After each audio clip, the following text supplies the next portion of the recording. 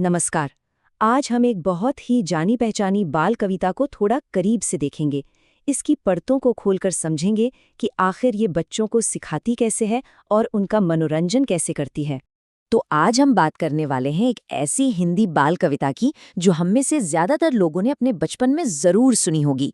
और इसकी शुरुआत होती है एक बहुत ही प्यारी और सीधी साधी लाइन से, एक मोटा हाथी घूमने चला। अब देखिए, ये सिर्फ एक कहानी नहीं है।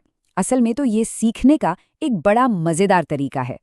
इसे जानबूझकर इतना आसान, बार बार दोहराने वाला और यादगार बनाया गया है ताकि बच्चे इसे झट से पकड़ लें और आसानी से सीख जाएं। ठीक है, तो चलिए अब इस कहानी में थोड़ा और अंदर चलते हैं। शुरुआत करते हैं हमारे अकेले एडवेंचर पर निकले हाथी से। तो कहानी शुरू होती है एक छोटी सी मुश्किल से। बेचारा हाथी अकेला है, बारिश में फंस गया है, शायद थोड़ा उदास भी हो। लेकिन अच्छी बात यह है कि इस मुश्किल का हल भी बहुत आसान है, किसी दोस्त को मदद के लिए बुलाना। और ये जो इशारे से बुलाया वाली बात है ना, ये बार बार आती है। यही इस कविता का दिल है जो हमें सिखाती है कि बातचीत करना और दोस्त बनाना कितना जरूरी होता है। सच पूछिए तो यही पूरी कविता का आधार है। और बस देखते ही देखते एक से हो गए दो। यहाँ सबसे मजेदार बात क्या है पता है? गिनती को सिर्फ बोला नहीं जा रहा, बल्कि दिखाया भी जा रहा है, शब्दों में भी और तस्वीरों में भी। और ये बच्चों को गिनती सिखाने का एक बहुत ही जबरदस्त तरीका है।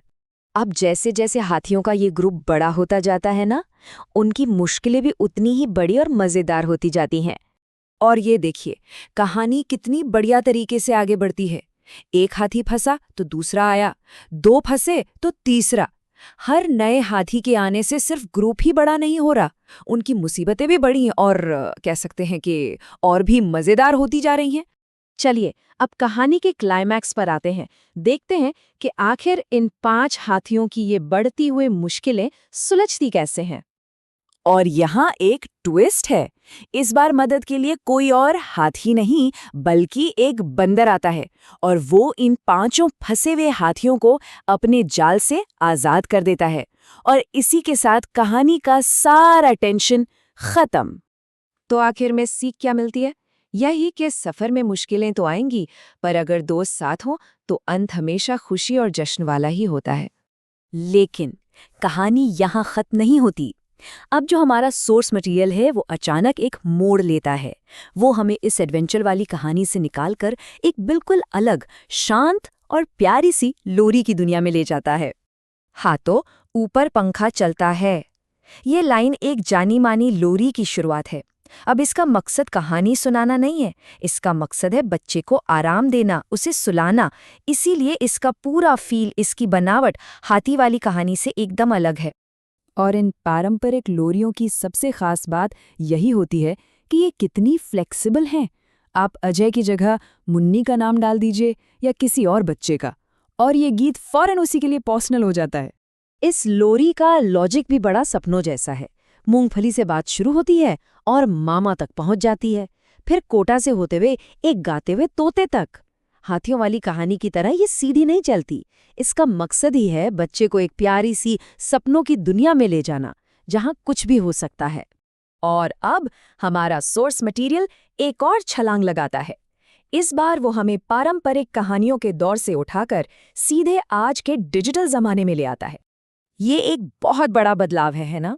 अब बात सिर्फ कहानी और गानों की नहीं है। अब इसमें पजल्स हैं, गेम्स हैं, अंग्रेजी और गणित सीखने का मौका है। मतलब सीखने का पूरा तरीका ही बदल गया है। अब ये सिर्फ सुनना नहीं, बल्कि एक्टिव होकर कुछ करना है। तो ये दिखाता है कि बच्चों का कंटेंट कितनी तेजी से बदला है। कहाँ वो जमाना था जब सब मिलकर एक कहानी सुनते थे, और कहाँ आज का दौर है जहाँ हर बच्चा अपने डिवाइस पर अकेले ही कुछ सीख रहा है या खेल रहा है। तो ये हमें सोचने पर मजबूर करता है कि पुरानी कहानियों से लेकर आज के इन मॉडर्न ऐप्स तक बच्चों को कहानियां सुनाने और सिखाने का हमारा तरीका कितना बदल गया है।